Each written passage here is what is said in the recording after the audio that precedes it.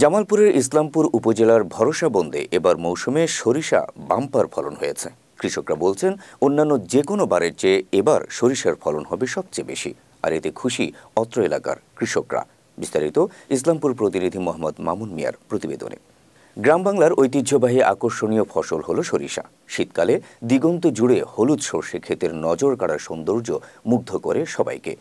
এবার জামালপুরের ইসলামপুর উপজেলার চর পুটিমারি ও চর গোয়ালিনী ইউনিয়নের আংশিক নিয়ে গঠিত ভরসা বন্দে অন্যান্য বছরের চেয়ে সরিষার ভালো ফলন প্রত্যাশা করছেন স্থানীয় কৃষকরা। তারা জানান, বিগত বছরগুলোতে 0.40% জমিতে 5 থেকে 6 মণ সরিষা ফলন হতো, তবে এবার মৌসুমে ফুল দেখে উল্লিখিত পরিমাণ জমিতে 7 থেকে 8 মণ সরিষার ফলন পাওয়ার প্রত্যাশা করছেন তারা। কৃষকদের দাবি, কাঁচা সরিষা 2,800 থেকে 3,000 টাকা দাম উঠলে তারা ভালো লাভবান হতে পারবেন।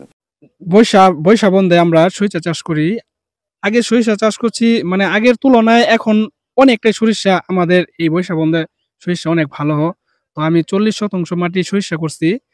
তো আশা করতেছি যে আগে যে সরিষা চাষ করছি ওর থেকে এখন অনেকটাই মানে সরিষা আশা করি যে মানে বৃদ্ধি হবে।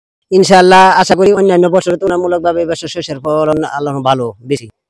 ক্ষেতগুলি আল্লাহর অধিকাংশ ক্ষেত্রে অন্য বছরের তুলনামূলকভাবে সরিষার ফসল ইনশাআল্লাহ ভালো ফলছে। তবে আমি নিজেও এই বৈশা বন্দের মধ্যে 3 বিঘা জমি আবাদ করছি। অন্যান্য বছর 6 থেকে 7 মণ প্রতি বছর 40% মধ্যে আমরা ফলন পাই। এই বছর আশা করি আল্লাহর ফলন ঊর্ধ্বে হবে, 7 থেকে 8 মণের মতো আশা করা যায়।